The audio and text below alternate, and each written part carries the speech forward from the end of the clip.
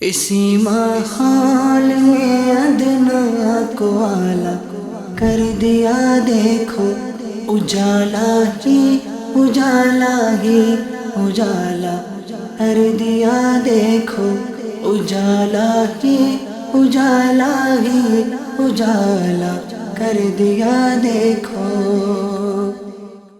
الحمدللہ رب العالمین والصلاة والسلام علی سید الانبیاء والمرسلین اما بعد فاعوذ باللہ من الشیطان الرجیم بسم اللہ الرحمن الرحیم الصلاة والسلام علیک یا رسول اللہ وعلی آلک واصحابک یا حبیب اللہ الصلاة والسلام علیک یا نبی اللہ وعلی آلک واصحابک یا نور اللہ۔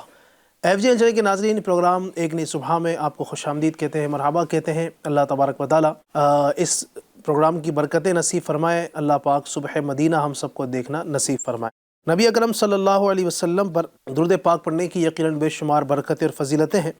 ایک فضیلت آپ کے سامنے پیش کرتا ہوں، چنانچہ ہم غریبوں کے غمگسار دو عالم کے مالک و مختار صلی اللہ تعالی علیہ وآلہ وسلم نے ارشاد فرمایا، من صلی علیہ یوم الجمعۃ 80 مرۃ غفرت لہ ذنوب 80 عاما۔ حضور فرماتے ہیں کہ جس نے مجھ پر جمعہ کے دن 80 مرتبہ درود پاک پڑھا، اس کے 80 سال کے گناہ معاف ہوں گے۔ سبحان اللہ، سبحان اللہ۔ صلو علی الحبیب صلی اللہ تعالی علی محمد صلی اللہ تعالی علیہ وآلہ وسلم۔ پروگرام ایک نئی صبح میں آج ہمارے ساتھ بحیثیت مہمان تشریف رکھتے ہیں ہمارے بہت ہی پیارے حاجی ابو بکر اتاری صاحب۔ حاجی صاحب کو خوش آمدید، مرحبا، ویلکم کہتے ہیں۔ اور ساتھ ہی آپ میرے دل کی جانب دیکھ رہے ہیں، ہمارے مولانا قاری احمد رضا مدنی صاحب بھی تشریف فرما ہے۔ قاری صاحب کو بھی مرحبا کہتے ہیں۔ اور آج ہمارے پروگرام میں آپ کو بہت پیاری پیاری نعتیں اور آپ کی فرمائشیں اور کلام سنانے کے لیے الحمدللہ ہمارے ساتھ موجود ہیں ہمارے شاہ نواز بھائی۔ خوش آمدید، مرحبا۔ انشاءاللہ سب کے ساتھ مل کر بہت کچھ پیغام، امن کا پیغام، اسلام کا پیغام آپ تک پہنچانے کی کوشش کریں گے۔ اول تاخیر ہمارے ساتھ رہیے گا، بڑا مزہ آئے گا انشاءاللہ۔ سب سے پہلے بڑھتے ہیں قاری صاحب کی طرف اور تلاوت قرآن کریم کو شامل کرتے ہیں۔ اعوذ باللہ من الشیطان الرجیم، بسم اللہ الرحمن الرحیم۔ الہاکم التکاثر حتی زرتم المقابر، کلا سوف تعلمون ثم کلا سوف تعلمون، کلا لو تعلمون علم اليقین لترون الجحیم،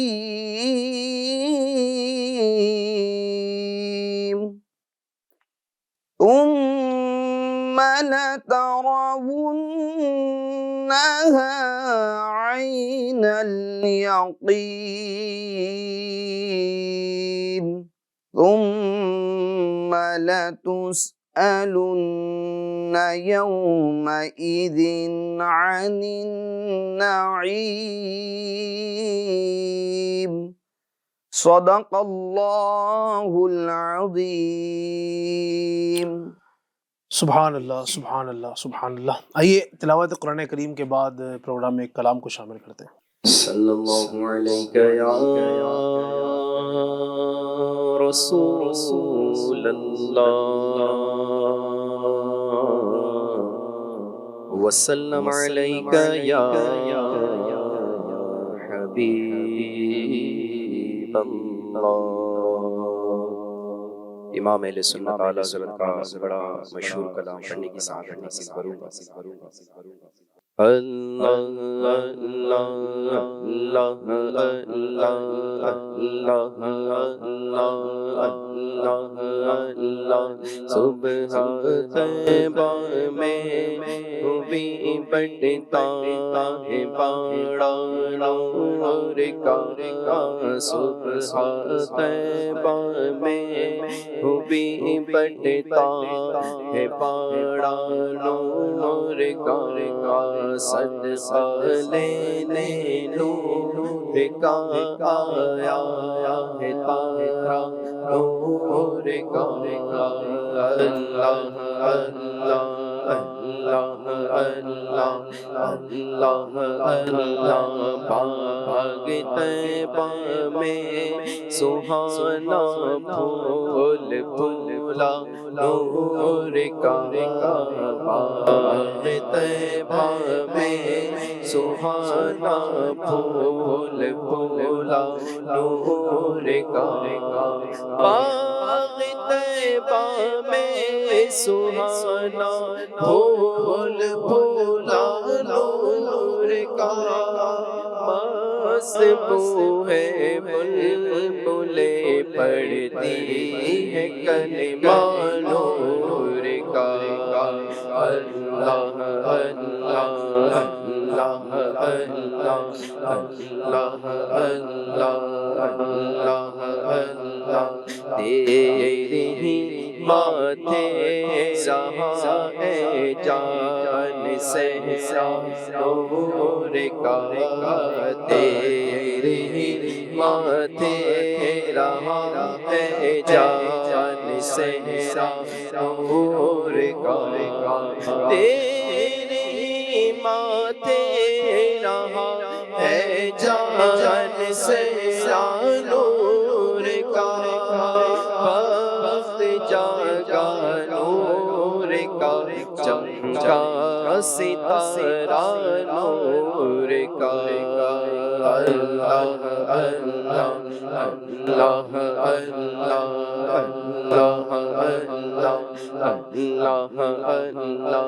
میں گدا تو بادشاہ پر دے پیالہ نور کا، میں گدا تو بادشاہ پر دے پیالہ نور کا، میں گدا تو بادشاہ پر دے پیالہ نور کا، نور دل دونا تیرا دے ڈال صدقہ نور کا اللہ اللہ اللہ اللہ اللہ اللہ اللہ۔ تاج والے دیکھ کر تیرا امامہ نور کا، تاج والے دیکھ کر تیرا امامہ نور کا، تاج والے دیکھ کر تیرا امامہ نور کا، تاج والے دیکھ کر تیرا امامہ نور کا، سر جھکاتے ہیں الہی بول بالا نور کا اللہ اللہ اللہ اللہ اللہ اللہ اللہ۔ تیرے ہی ماتھے رہا ہے جان صحرا نور کا، تیرے ہی ماتھے رہا ہے جان صحرا نور کا، تیرے ہی ماتھے رہا ہے جان صحرا نور کا، تیرے ہی ماتھے رہا ہے جان صحرا نور کا، وقت جاگا نور کا چمکا ستارہ نور کا اللہ اللہ اللہ اللہ اللہ اللہ اللہ اللہ۔ چاند جھک جاتا جدھر انگلی اٹھاتے مہد میں، چاند جھک جاتا جدھر انگلی اٹھاتے مہد میں، چاند جھک جاتا جدھر انگلی اٹھاتے مہد میں، کیا ہی چلتا تھا اشاروں پر کھلونا نور کا، اللہ اللہ اللہ اللہ اللہ اللہ اللہ، اے رضا یہ احمد نوری کا فیض نور ہے، اے رضا یہ احمد نوری کا فیض نور ہے، اے رضا یہ احمد نوری کا فیض نور ہے، ہو گئی میری غزل بڑھ کر قصیدہ نور کا، اللہ اللہ اللہ اللہ اللہ۔ ماشاء اللہ، سبحان اللہ، کیا بات ہے۔ پروگرام بھی ہے ایک نئی صبح، اور الحمدللہ کلام بھی صبح کے تعلق سے بڑا، صبح طیبہ میں ہوئی بٹتا ہے باڑا نور کا۔ کیا بات ہے۔ اللہ تبارک و تعالیٰ مدینے کی صبح ہمیں ایک بار نہیں، دو بار نہیں، بلکہ بار بار دیکھنے کی توفیق عطا فرمائے۔ ایک کاش کہ ایسا سلسلہ ہو کہ آقا کی طرف سے بلاوا آ جائے، مدینے پاک حاضری ہو جائے، اور ایک کاش کہ ایسا ہو کہ رات کو سوئیں خواب میں آقا کا دیدار ہو جائے، اور صبح اٹھیں تو آقا صلی اللہ علیہ وسلم کے مدینے میں ہو۔ اے کاش۔ یقیناً آقا چاہیں تو سب کچھ ہو سکتا ہے۔ میرے آقا کو اللہ تبارک و تعالیٰ نے بڑے اختیارات عطا فرمائے، وہ چاہیں تو اپنے در پر بلا سکتے ہیں۔ کہاں کی دولت، کہاں کا منصب، قسم خدا کی ہے یہ حقیقت، جنہیں بلایا ہے مصطفیٰ نے وہی مدینے کو جانے۔ اللہ پاک ہمیں با ادب با ذوق مدینہ طیبہ کی حاضر نصیب فرمائے۔ FJ کے ناظرین، پروگرام ایک نئے صبح میں آج کا ہمارا جو ٹاپک ہے وہ ہے اسلام اور احساس۔ سبحان اللہ۔ اسلام جو کہ ایک امن والا، شانتی والا یہ دین ہے، پیار و محبت دینے والا دین ہے۔ اسلام جہاں پر ہمیں نماز کی تاکید کرتا ہے، جہاں ہمیں روزے کا درس دیتا ہے، اسلام جہاں ہمیں حج کے مسائل بتاتا ہے، اسلام ہمیں زکوٰۃ کے حوالے سے ترغیب دیتا ہے، جہاں صبر و شکر کے حوالے سے اسلام ہمیں ترغیب دیتا ہے۔ اسی طریقے سے آپ دیکھیں اسلام جہاں ہر موڑ پر، ہر قدم پر ہماری رہنمائی کرتا ہے، تو اسی طریقے سے FJ کے ناظرین اسلام ہمیں احساس کا درس دیتا ہے۔ غریبوں کے ساتھ ہمارا احساس کیسا ہونا چاہیے، اپنے گھر والوں کے لیے کیا احساس ہونا چاہیے، پڑوسیوں کے ساتھ کیا احساس ہونا چاہیے، اس طرح دیگر بھی جو ہمارے رشتہ دار ہیں، متعلقین ہیں، متوسلین ہیں، ان کے ساتھ ہمارا برتاؤ کیا ہونا چاہیے، رویہ کیا ہونا چاہیے، اور لوگوں کا احساس ہمارے اندر ہو۔ اس حوالے سے ہمارا اسلام ہماری تربیت کرتا ہے، اور کس کس انداز سے اسلام ہماری تربیت کرتا ہے، اور ہمارا احساس کا انداز کیسا ہونا چاہیے۔ انشاءاللہ الرحمن آج کے اس پروگرام میں ہم اسی ٹاپک پہ ڈسکس کریں گے۔ اگر آپ اول تاخیر ہمارے ساتھ رہیں گے تو انشاءاللہ میں امید کرتا ہوں اسلام اور احساس کے ٹاپک پر بہت ساری گفتگو آپ سیکھنے سمجھنے میں کامیاب ہوں گے۔ میں بڑھوں گا ہمارے احمد رضا بھائی کی طرف، اور میں چاہوں گا کہ آپ سے کچھ گفتگو کا آغاز ہو۔ بسم اللہ الرحمن الرحیم وصلی اللہ علی محمد صلی اللہ تعالی علیہ وآلہ وسلم۔ ماشاء اللہ الکریم، آج بڑا پیارا ٹاپک ہے اسلام اور احساس۔ علی بھائی دیکھیں، لوگوں کی مدد کرنا، ان کو خدا کی نافرمانی سے بچانا، اسی طریقے سے ان کو نیکی کی دعوت دینا، یا ان کو کوئی بات سمجھانا، یہ کوئی انٹرفیئر نہیں ہے، یہ کوئی مداخلت نہیں ہے، بلکہ یہ ایک احساس اور نیکی کا کام ہے۔ اور شیطان سب سے زیادہ خوش اسی وقت ہی ہوتا ہے کہ جب انسان کسی دوسرے انسان کو سمجھانا چھوڑ دے، انسان دوسرے انسان کا احساس کرنا چھوڑ دے۔ شیطان تو کبھی نہیں چاہے گا کہ مسلمان وہ نیکی کی راہ پر گامزن ہو جائے، صحیح، مسلمان یہ اللہ کی نافرمانی سے بچ جائے۔ شیطان یہ کبھی نہیں چاہے گا۔ آج ہمارا ماحول اور معاشرہ کیسا ہو چکا ہے، مثلا جو نماز پڑھتا ہے وہ نماز پڑھے، اور جو نماز نہیں پڑھتا ہے وہ نہ پڑھے۔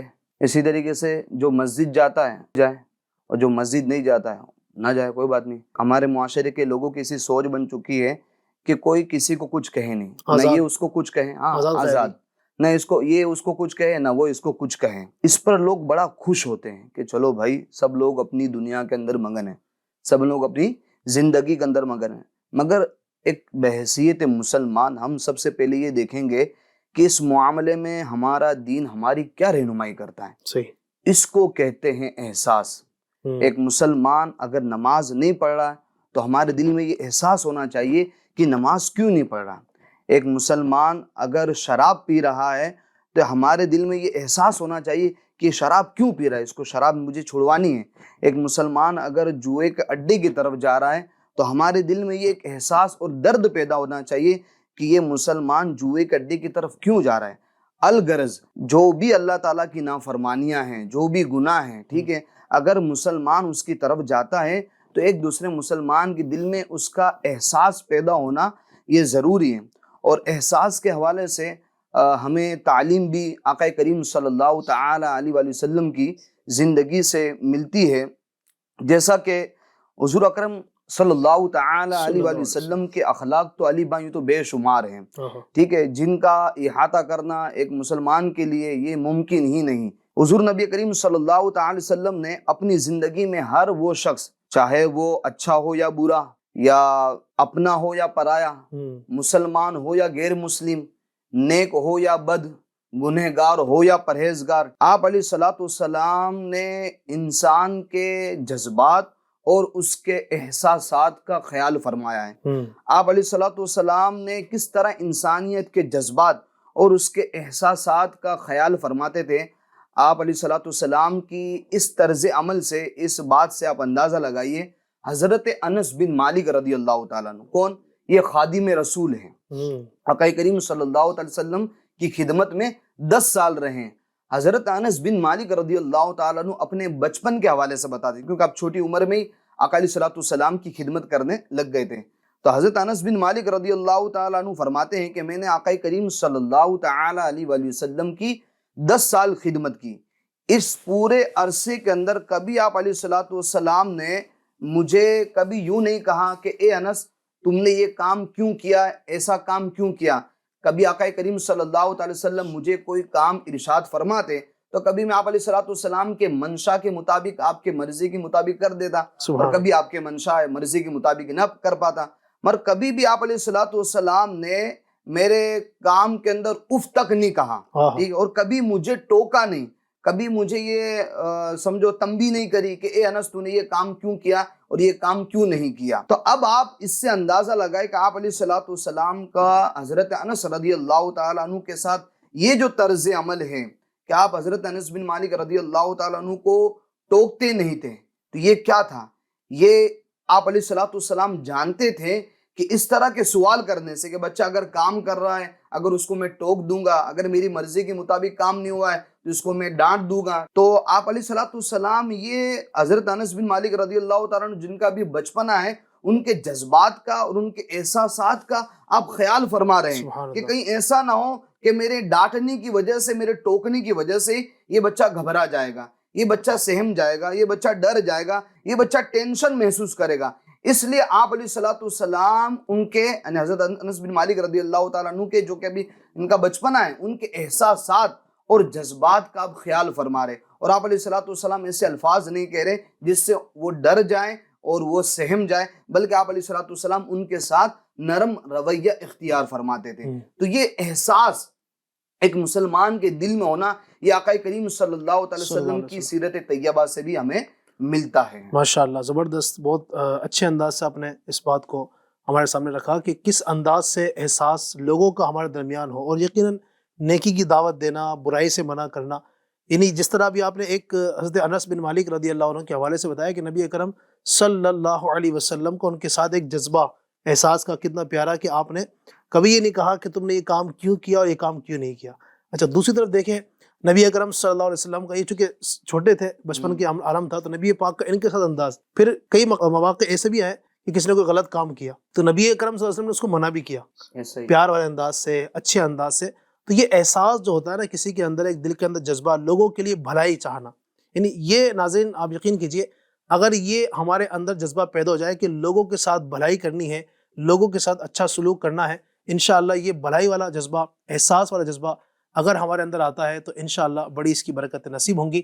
اچھا حاجی صاحب کی طرف بڑھوں گا میں، ابھی اسے قاری صاحب نے ماشاءاللہ بیان کیا، نبی کرم صلی اللہ علیہ وسلم کے احساس کا بھی ضمن انہوں نے ماشاءاللہ اس میں ذکر کیا۔ نبی کریم علیہ السلام کی تو بات ہی نرالی ہے، میں چاہوں گا کہ نبی اکرم صلی اللہ علیہ وسلم کے صحابہ کرام میں سے کسی کی سیرت، ان کا اگر احساس ہمارے سامنے بیان کریں، آپ کے صحابہ کرام میں سے کوئی شخصیت ایسی ہوں کہ جن کا احساس ہمیں یقیناً انہوں نے نبی کریم کو دیکھا، نبی کریم کے شب و روز دیکھے، تو کسی کا احساس آپ بیان کرنا چاہیں؟ بسم اللہ الرحمن الرحیم وصلی اللہ تعالی علی محمد نور من نور اللہ۔ حدیث پاک میں ہے الدین النصیحہ، ہاں دین خیر خواہی کا نام ہے، سبحان دین اللہ، احساس کا نام ہے۔ پہلے نبی کریم صلی اللہ تعالی علیہ وآلہ وسلم کے جانثاروں کا احساس نبی پاک سے کیسے ملا؟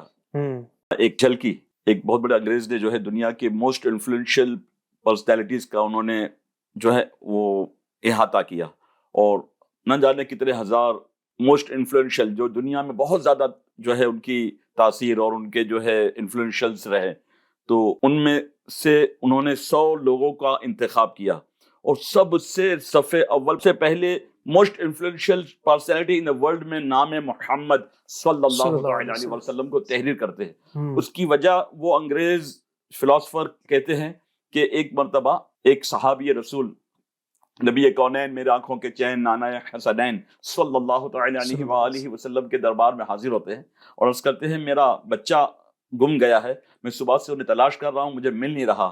کسی اور صحابی نے کہا کہ میں نے آپ کے بچے کو فلاں فلاں باغ میں کھیلتا ہوا دیکھا ہے، تو وہ دوڑتے ہوئے اپنے بچے کو لینے کے لیے جانے لگے، تو نبی آخر الزمان مکی بندری سلطان صلی اللہ تعالی علیہ وسلم نے انہیں بلایا اور کہا، روک کر کہا کہ اے فلاں فلاں صحابی، تم ادھر جب جاؤ تو اے میرے لال، اے میرے کلیجے، اے میرے بیٹے یہ کہہ کر اسے مخاطب نہ کرنا، کیونکہ صبح سے تم اس سے بچھڑے ہوئے ہو، تمہارا پیار، تمہاری محبت، تمہاری شفقت وہ بہت زیادہ ہوگی، کے پاس جاؤ تو اپنے بچے کا نام لے کر اسے پکارنا۔ عرض کی یا رسول اللہ صلی اللہ علیہ وسلم، میرا بیٹا ہے، میں اگر اسے یوں کہہ کر پکاروں اے میرے لال، اے میرے بیٹے، اے میرے کلیجے، اس میں کیا مذائقہ ہے؟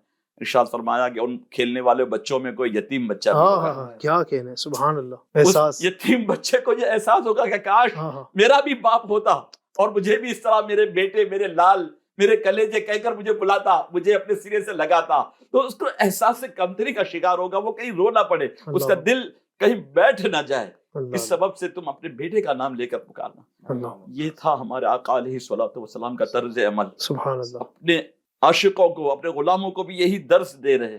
سرکار سیدنا صدیق اکبر رضی اللہ تعالی عنہ کی خلافت کا دور ختم ہوا، سیدنا عمر بن خطاب رضی اللہ تعالی عنہ امیر المؤمنین خلیفۃ المسلمین منتخب ہوئے۔ آپ نے وہ سارے کام انجام دینے شروع کیے جو سیدنا صدیق اکبر کیا کرتے تھے۔ ایک مرتبہ اپنے جانثاروں سے پوچھا کہ کہیں کوئی ایسا عمل تو نہیں کہ جو سیدنا صدیق اکبر کر رہے ہوں اور مجھ سے وہ عمل نہ ہو رہا ہو؟ کسی نے کہا ہاں، ہم نے فجر کے بعد، عشاء کو چاش کے بعد اس پہاڑی پر جاتے ہوئے ایک توشہ دان لے کر جاتے ہوئے دیکھا ہے، اور وہ وہاں سے جاتے تھے اور آتے تھے، آپ کو ہم نے یہ عمل کرتے ہوئے نہیں دیکھا۔ تو آپ نے دوسرے دن فجر کی نماز کے بعد روٹیاں وغیرہ، کھانا وغیرہ لیا، توشہ دان لیا اور اس پہاڑی کی طرف تشریف لے گئے، گھوم رہے، دور دراز تک گئے لیکن کوئی نظر نہیں آیا۔ اب بالآخر ایک درخت کے نیچے سے کراہنے کی آواز، آہ و بکا کی آواز آپ نے سنی۔ آپ لپک کر اس طرف گئے تو کیا دیکھتے ہیں کہ ایک نابینا شخص وہاں پر جو ہے وہ درخت کے نیچے آہ و بکا کر رہے۔ آپ سمجھ گئے کہ سیدنا صدیق اکبر اس نابینا کے پاس آ کر ان کی خیر خواہی کرتے ہوں گے، ان کا بھی احساس ان کے دل میں ہے کہ یہ بھی میرے رعایا میں ہے۔ چنانچہ آپ گئے اور جا کر اپنا توشہ دان کھولا۔ اب انہوں نے وہ لقمہ بنا کر، چونکہ وہ ہاتھ سے بھی معذور تھے، نابینا بھی تھے، اس کے جو ہے منہ میں وہ لقمہ بنا کر رکھا۔ ان کی چیخ نکل گئی، آہ نکل گئی، کہا کیا ابو بکر صدیق اس دنیا سے وصال فرما گئے؟ اللہ، کہا اے میرے بھائی تجھے کیسے پتا چلا کہ آج یہ لقمہ کھلانے والا ابو بکر نہیں کوئی اور ہے؟ کہا کہ ابو بکر صدیق کو یہ بھی معلوم تھا کہ میرے منہ میں دانت بھی نہیں ہے، وہ لقمہ چبا کر کے مجھے کھلایا کرتے تھے۔ یہ ہے احساس۔ صدیق اکبر کے بعد عمر ابن خطاب نے بھی یہی طرز عمل اختیار کیا۔ آپ اپنی رعایا کی سحر کیا کرتے تھے۔ ایک مرتبہ گھر کے اندر سے آواز سنی، بچے رو رہے ہیں، ماں ان کو بہلا رہی ہے لیکن بچے رو رہے ہیں. آپ نے آواز دے کر پوچھا، اے میری بہن کیا بات ہے، بچے کیوں رو رہے ہیں؟ کہا کہ گھر میں کھانے کو کچھ نہیں ہے اور فاقہ مستی کی وجہ سے جو ہے یہ رو رہے، بھوک کی وجہ سے بلک رہے ہیں. کہا یہ ہنڈیا چولہے پر رکھی ہوئی اس پہ کیا ہے؟ کہا اس پہ پانی رکھ کر میں نے بچوں کے سامنے پانی رکھ دیا ہے، یہ سمجھ رہے ہیں کہ کھانا پک رہا ہے. بالآخر رو رو کر یہ سو جائیں گے اور انہیں نیند آ جائے گی تو سو جائیں گے. میرے پاس کچھ بھی نہیں ہے. آپ بے قرار ہوئے اور مال غنیمت جہاں بیت المال ہوتا ہے وہاں پہنچتے ہیں، اور بیت المال کے جو خازن سیدنا اسلم رضی اللہ تعالیٰ عنہ سے فرماتے ہیں کہ ایک بورا لیا، آپ نے فرمایا اس میں آٹا، گھی، کھجور، چھوارے وغیرہ وغیرہ چیزوں کو اس میں جمع کیا اور کہا یہ بورا جو ہے میرے کاندھے پر لاد دو. کہا حضور یہ غلام حاضر ہے، میں اپنے کاندھے پر لاد کر کے اسی لیے چلتا ہوں. کہا تم یہ اس چیز کی ضمانت دو کہ قیامت کے دن بھی تم میرا بوجھ اٹھا لو گے. اللہ اکبر، اللہ. یہ اگر تمہیں منظور ہو تو تم یہ بورا ضرور اٹھاؤ، کیونکہ میری رعایا میں مجھ سے میرے بارے میں پوچھا جائے گا، تو یہ بورا میرے کاندھے پہ ہی رکھو. چنانچہ وہ بورا بھر کر کے اس کاندھے پہ لاد کر کے سیدنا فاروق اعظم رضی اللہ تعالیٰ عنہ ان کے گھر پہنچتے ہیں. اس ہنڈیا میں جو ہے آٹا، جو بھی چھوارے اور جو گھی وغیرہ ڈال کر کے کھانا پکانا شروع کرتے ہیں. یہاں تک کہ روایتوں میں ہے کہ آپ نے چولہا جو سرد ہو چکا تھا اس پہ لکڑیاں ڈال کر کے اس پہ پھونک ماری تو ساری راکھ جو ہے وہ آپ کے چہرے پر، آپ کی داڑھی مبارک پر آ گئی. بالآخر کھانا تیار ہوا، بچوں کو کھلایا. کھلانے کے بعد بھی آپ وہاں سے رخصت نہ ہوئے. آپ نے آنگن میں آنے کے بعد، گھر کے باہر آنے کے بعد ایک چوپاہے کی طرح، چار پیر والا جس طرح جانور ہوتا ہے اس طرح بیٹھ کر کے اپنے آپ کو پیش کر دیا. بچے ان کے اوپر بیٹھنے لگے ان پیٹھ پر اور خوش ہونے لگے. آپ نے کہا کہ اللہ تیرا شکر ہے، میں نے اس وقت عہد کیا تھا کہ جس طرح بچوں کو بلکتا ہوا دیکھا ہے، میں جب تک ان بچوں کے چہروں پر مسکان نہ دیکھ لوں، مسکراہٹ نہ دیکھ لوں، میں اس وقت تک ان کے گھر سے نہیں جاؤں گا. سبحان اللہ. وہ خاتون بھی کہنے لگی، اے میرے بھائی، حقیقت میں تو عمر ابن خطاب جو امیر المومنین ہے وہ بننے کی جگہ آپ کو بننے کا حق حاصل ہے کہ تم اتنی رعایا کے احساس رکھتے ہو. کہا اے میری بہن مجھے معاف کر دینا، مجھے نہیں پتا تھا کہ تمہارے گھر میں یہ کیفیت ہے. عمر ابن خطاب میں ہی ہوں جو آپ کے گھر میں آپ کی خدمت کے لیے حاضر ہو گیا. یہ تھا ہمارے اسلاف، ہمارے صحابہ کرام کا طرز عمل، اپنی رعایا کا احساس. اللہ اکبر. ناظرین یقیناً آپ دیکھیں کیسا ایک مطلب اسلام کا درس ہے. اسلام کے وقت کے خلیفہ ہیں وہ عظیم شخصیت جنہوں نے آدھی دنیا پر حکومت کی، بہت بڑی شخصیت. اسلام کے دوسرے خلیفہ نبی اکرم صلی اللہ علیہ وسلم نے جن کے حوالے سے کئی احادیث ارشاد فرمائی ہیں.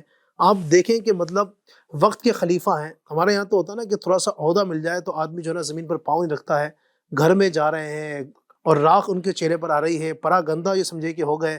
لیکن ایک آپ دیکھیں احساس کا کیسا انداز ہے. وقت کے خلیفہ ہیں، چاہتے تو کسی اپنے رعایا میں سے کسی کو بھیج دیتے، اپنے کسی غلاموں کو بھیج دیتے، لیکن آپ خود گئے اور جا کر لوگوں کو خوش کیا، لوگوں کا احساس کیا. یہ ہمارا دین ہے.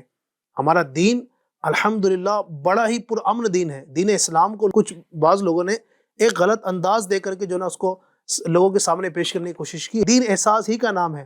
ہمارے دین میں احساس ہے. نبی کریم صلی اللہ علیہ وسلم کی زندگی سے ہمیں ملتا ہے احساس، فاروق اعظم کی زندگی سے ملتا ہے، صدیق اکبر کی زندگی سے ملتا ہے، اور بھی دیگر خلفاء گزرے ہیں، دیگر بڑی بڑی شخصیات گزری. آج تک آپ دیکھ لیں جو دین کے رہنما ہیں، دین کے قائدین ہیں، الحمدللہ ان کے اندر احساس ہے، دین کا احساس ہے. یہ دین کا احساس ہی تو ہے کہ جو دین کو اتنی فروغ دے رہا ہے. اگر احساس ختم ہو جائے تو آدمی پھر کس کام کا ہوتا ہے؟ تو یہ ہمارے دین کی بڑی خوبصورتی ہے کہ الحمدللہ میں یہ دین کے اندر احساس کا بھی جذبہ ملا ہے. اللہ تبارک و تعالی ہمیں اپنے بزرگوں کی قدر کرنے کی توفیق عطا فرمائے. صحابہ کرام کے جو انداز تھے اللہ کرے کہ ہم بھی اس کو اپنانے میں کامیاب ہو جائے. اگر ہم بھی ایسا چاہیں تو اس طرح کی کو ہم اپنا سکتے ہیں. غریبوں کی کچھ اس طرح سے مدد کرنا، ہم بھی کچھ اس طرح کریں گے انشاءاللہ، غریبوں کی دعائیں لیں گے تو امید ہے اس کی برکت رسمی. کیا فرمائیں گے قاری صاحب؟ جی علی بھائی، ماشاءاللہ ہمارے حاج صاحب نے حضرت عمر فاروق اعظم رضی اللہ تعالیٰ عنہ کے احساس کے حوالے سے بہت پیاری گفتگو فرمائی، اور واقعی میں کیسے اللہ والے تھے کہ ان کے دلوں میں غریبوں کا، مسکینوں کا احساس تھا.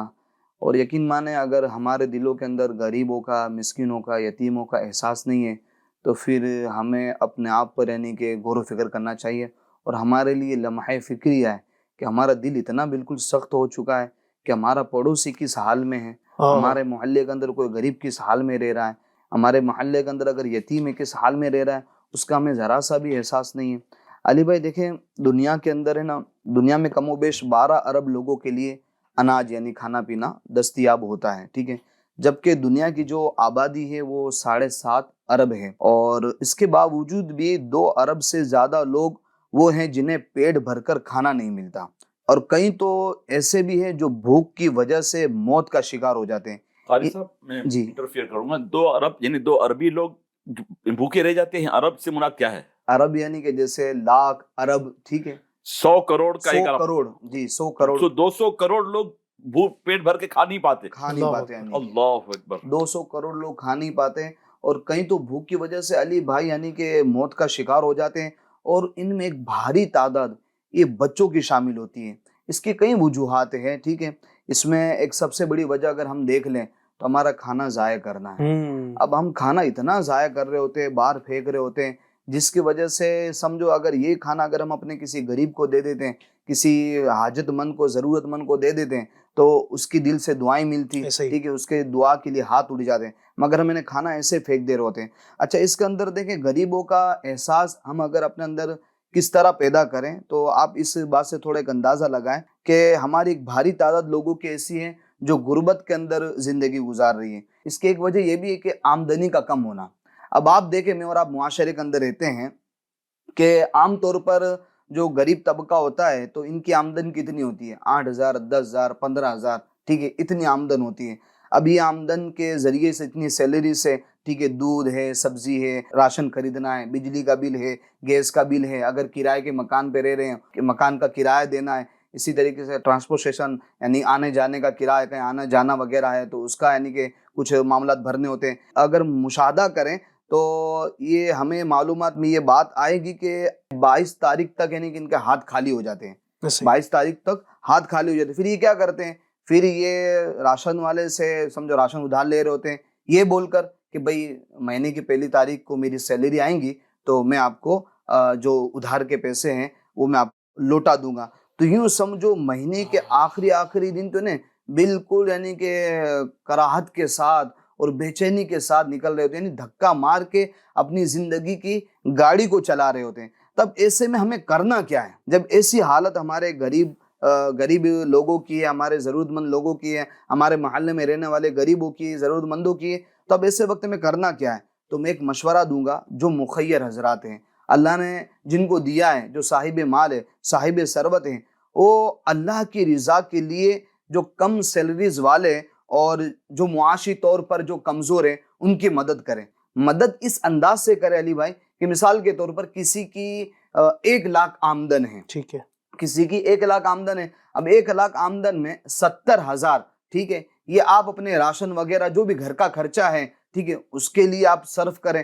باقی جو 30,000 ہیں جو آپ سیونگ کے نام پر بچا رہے ہیں، میں آپ سے پوچھنا چاہوں گا کہ آپ یہ 30,000 جو سیونگ کے نام پر اس لیے بچا رہے ہیں کہ ضرورت کے وقت یہ کام آئیں گے، تو آپ مجھے بتائیں کہ آپ کو سیونگ صرف دنیا کے لیے کرنی ہے، آخرت کے لیے نہیں کرنی؟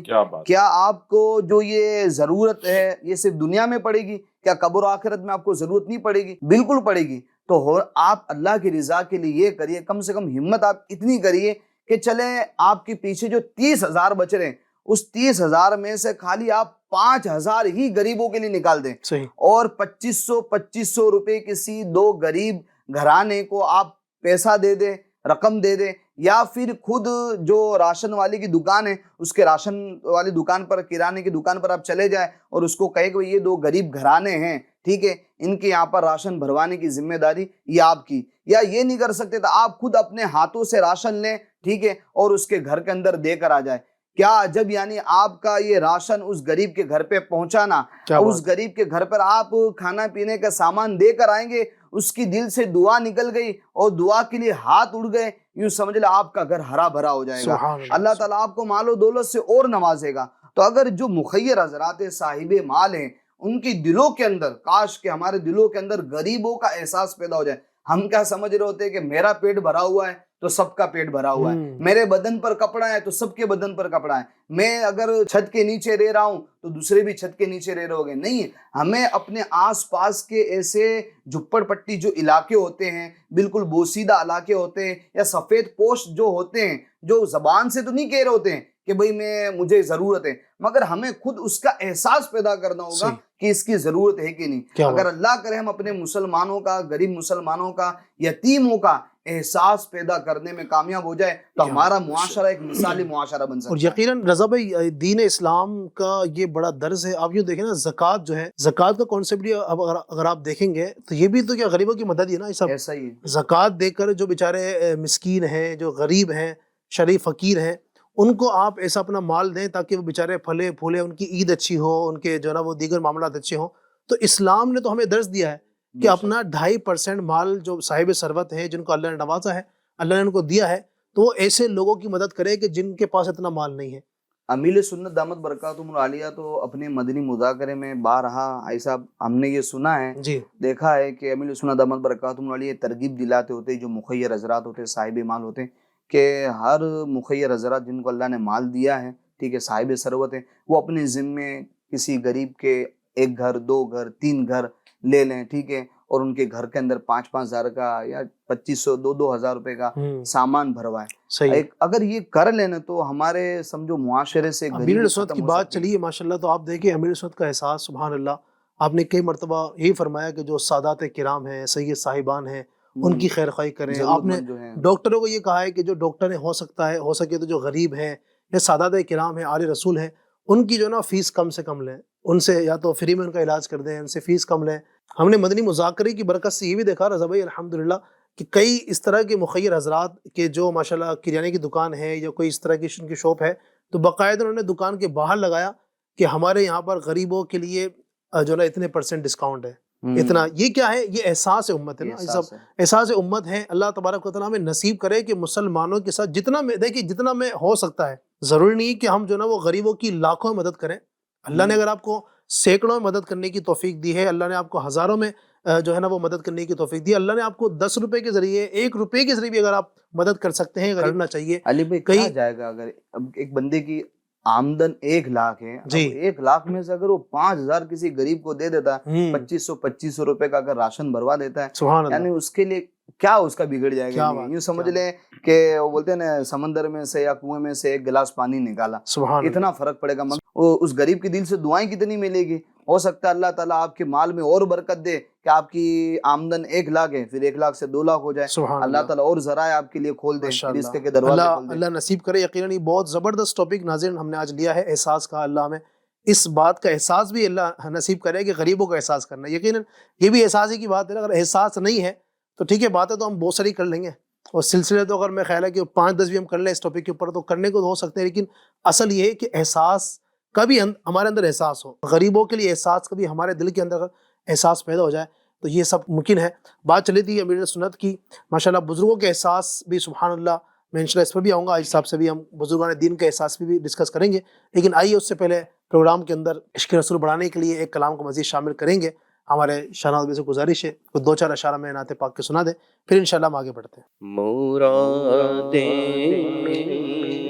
رہی ہے شاد شاد ان کا سوالی ہے، مرادیں مل رہی ہے شاد شاد ان کا سوالی ہے، لبوں پہ التجا ہے، ہاتھ میں روزے کی جالی ہے، لبوں پہ التجا ہے، ہاتھ میں روزے کی جالی ہے،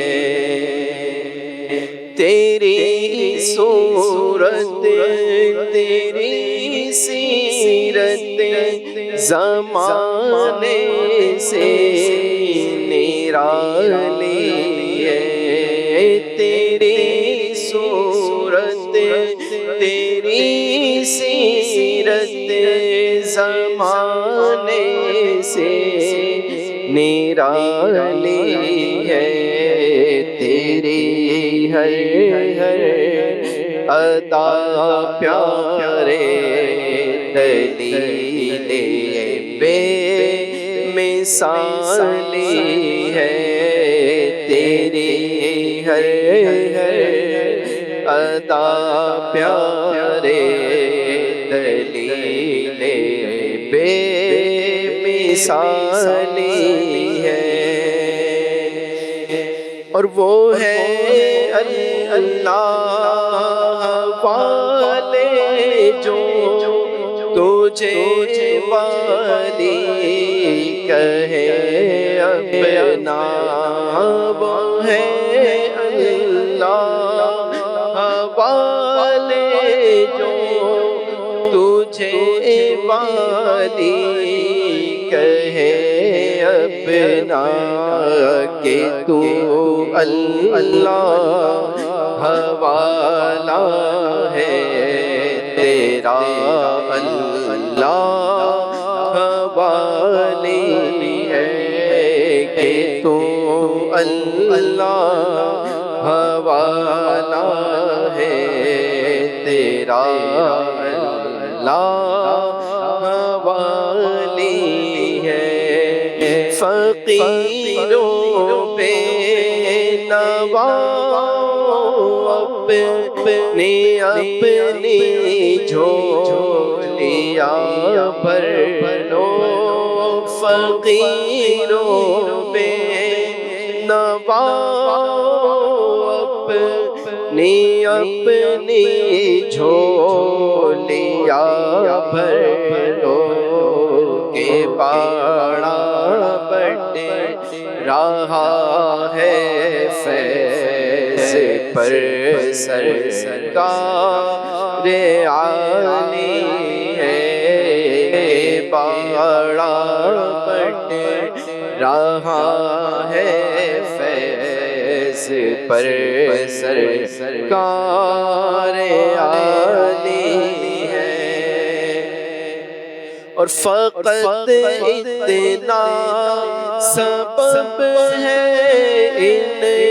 انعقاد بز میں محشر کا فقط اتنا سبب ہے انعقاد بز میں محشر کا کہ ان کی شان محبوبی دکھائی جانے والی ہے کہ ان کی شان محبوبی دکھائی جانے والی ہے اور خدا شاہد کے روزے حشر کا کھٹکا نہیں رہتا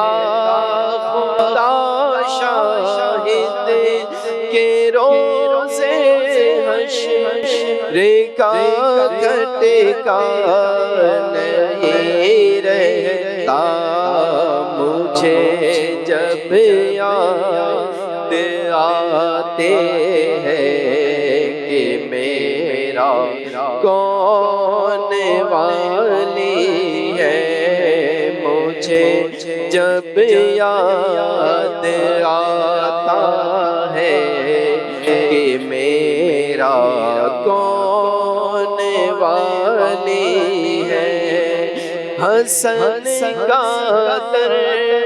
تو دکھ موقوف فرما کر بحالی دو ہمارا در تو دکھ موقوف فرما کر بحالی دو تمہارے ہاتھ میں دنیا کی موقوفی بحالی ہے تمہارے ہاتھ میں دنیا کی موقوفی بحالی ہے صلی اللہ علیہ وسلم. سبحان اللہ سبحان اللہ. ماشاء اللہ. جی ناظرین آپ نے کلام بھی سنا. اگر آپ کلام کی فرمائش بھی کرنا چاہتے ہیں تو آپ ہمیں جو اسکرین پر نمبر آپ دیکھ رہے ہوں گے اس پر آپ اپنی فرمائش بھی ریکارڈ کروا سکتے ہیں. انشاءاللہ آپ کی فرمائش کو بھی پروگرام میں شامل کیا جائے گا. بڑھتے ہیں آگے مزید ٹاپک کو لے کر کے. گفتگو چل رہی تھی اسلام اور احساس ٹاپک کے حوالے سے. الحمدللہ بڑی شاندار گفتگو ہمارے گیسٹ آپ سے کر رہے تھے. بڑھتے ہیں کہ بزرگان دین کا جو ہمارے اسلاف جو گزرے ہیں ہمارے, ان کا احساس کا کیا انداز تھا, یہ صاحب کیا فرمائیں گے؟ سب سے پہلے ایک حدیث پاک جی. میرے آقا علیہ الصلوۃ والسلام فرماتے ہیں واللہ فی عون العبد ما کان العبد فی عون اخیہ، یعنی اللہ پاک بندے کی مدد فرماتا رہتا ہے جب تک بندہ اپنے بھائی کی مدد کرتا کیا رہے. بات ہے, سبحان جیسے اللہ. قاری صاحب نے فرمایا, بڑی جی. پیاری بات بتائی کہ اللہ پاک نے اگر آپ کو اچھی آمدن دی ہے تو کچھ حصہ اپنا غریبوں کے لیے, صحیح. مجبوروں کے لیے, مفلسوں کے لیے بھی دیں. اور اگر آپ کے پاس اتنا وقت نہیں, جیسے قاری صاحب نے کہا کہ اپنا جو ہے کچھ حصہ لے کر کے وہ راشن ان کے گھر تک پہنچائے. آج ہمارے جو روسا ہیں, عمرا ہیں, مالدار ہیں, اہل ثروت ہے, ان کے پاس اتنا وقت نہیں ہوتا کہ وہ جو ہے راشن کا کٹ اٹھائیں اور گھر تک پہنچائے. اس کے لیے بھی دعوت اسلامی آپ کی خدمت میں حاضر کیا ہے. بات ہے, دعوت اسلامی کا ایک شعبہ ہے GNRF, کیا غریب بات, نواز ماشاء ریلیف اللہ, فاؤنڈیشن. زبردست. آئیے آپ اپنی رقم ہی دے دیجئے. ہاں اگر آپ کی زکوٰۃ کی رقم ہے تو ان زکوٰۃ کے مستحقین کے گھروں تک یہ GNRF جو ہے وہ وہاں تک ان کے راشن کٹ پہنچائیں گی. ماشاء اللہ. اگر صدقہ نافلہ ہے تو ایسے افراد ہیں جو زکوٰۃ کے مستحقین نہیں ہیں تو ان تک وہ بھی پہنچا سکتے ہیں. تو ہمارے امیر اہل سنت نے بھی ہم کو یہی امت کا درد دیا ہے, احساس دلایا ہے. ہمارے اسلاف کا بھی طرز عمل اسی طریقے سے رہا ہے. سیدنا زکریا بہاؤالدین ملتانی رحمۃ اللہ تعالی علیہ کے پاس چند افراد بیٹھے تھے, محو گفتگو تھے کہ اچانک آپ نے اپنے مصلے سے اٹھ کر ایک جو ہے تھیلی لی اور باہر نکلے. جو آپ کے ساتھ بیٹھے تھے وہ بھی آپ کے پیچھے پیچھے چل پڑے. اچانک کیا ہو گیا کہ یہ چل پڑے. ایک جگہ پر جا کر دیکھا تو ایک شخص جس نے کسی سے قرضہ لیا ہوا تھا اور قرض خواہ جو ہے وہ سختی سے تقاضا کر رہا تھا. آپ نے فرمایا اس تھیلی کو, کہ جس قرض خواہ تھا اس کو تھیلی دے دی, کہا کہ جتنا تمہارا قرضہ ہے اس میں سے نکال لو. اب اس نے تھیلی میں ہاتھ ڈالا اور اس کی نیت کچھ فاسد ہوئی, خراب ہوئی. اس نے کچھ اپنی رقم سے زیادہ جو اس کو لینا تھا, مان لیجئے 1000 روپیہ لینا تھا, تو اس نے کچھ زیادہ رقم اس میں سے نکالنی چاہیے. اس کا ہاتھ شن ہو گیا, ہاتھ سن ہو گیا. اب وہ رونے لگا اور گڑ گڑا کر معافی مانگنے لگا کہ اے سیدنا بہاؤالدین زکریا ملتانی رحمۃ اللہ تعالی، میری نیت فاسد ہو گئی تھی، اس وجہ سے میرا ہاتھ سن ہو گیا ہے، میں توبہ کرتا ہوں.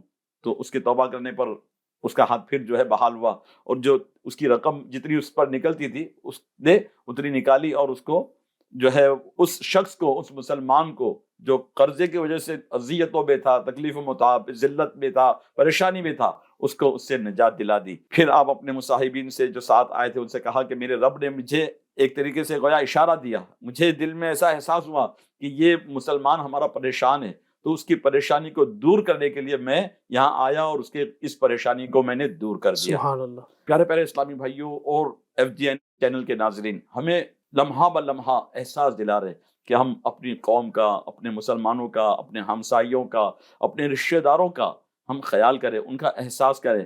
اگر وہ بیمار ہو جائیں تو ان کی تیمارداری کے لیے جائیں، کہ حدیث پاک میں ہے کہ جو اپنے مسلمان بھائی کی عیادت کے لیے چلے تو وہ ایسا ہے جیسے جنت کے پھل چن رہا ہے. سبحان اللہ. ایک حدیث پاک کا خلاصہ ہے کہ صبح کو اگر کوئی چلا تو شام تک 70,000 ملائکہ، اور اگر شام کو چلا تو صبح تک 70,000 ملائکہ اس کے لیے دعا فرماتے ہیں. کیا بات ہے. تو مسلمانوں کی بیمار پرسی کے لیے جانا یہ بھی احساس ہے. ان کی اس وقت مدد کی بہت شدت سے ضرورت ہوتی ہے. یہ نہ کہیں کہ اگر کوئی ضرورت ہو تو مجھ سے کہہ دیجیے گا فقیر حاضر ہے. نہیں، آج وہ ضرورت مند ہے، اس کی ضرورت ہے، وہ کہے گا نہیں آپ سے. وہ وائٹ کالرڈ ہے، وہ سفید پوش ہے، وہ آپ کے سامنے دستے سوال دراز کرتے ہوئے وہ ہچکچائے گا. اس کی خودداری، اس کی غیرت اسے گوارا نہیں کرے گی کہ آپ کے سامنے وہ اپنی پریشانی کا اظہار کرے. بسا اوقات لاکھوں روپے کا خرچ ہوتا ہے، ہاسپٹل میں آپریشن ہونا ہے، تو ہم خود بند مٹھی جو ہے وہ اس کے پاس پیش کر دے. حدیث پاک میں ہے کہ تم صدقہ اس طرح دو کہ تم سیدھے ہاتھ سے دو تو الٹے ہاتھ کو بھی پتہ نہ چلے.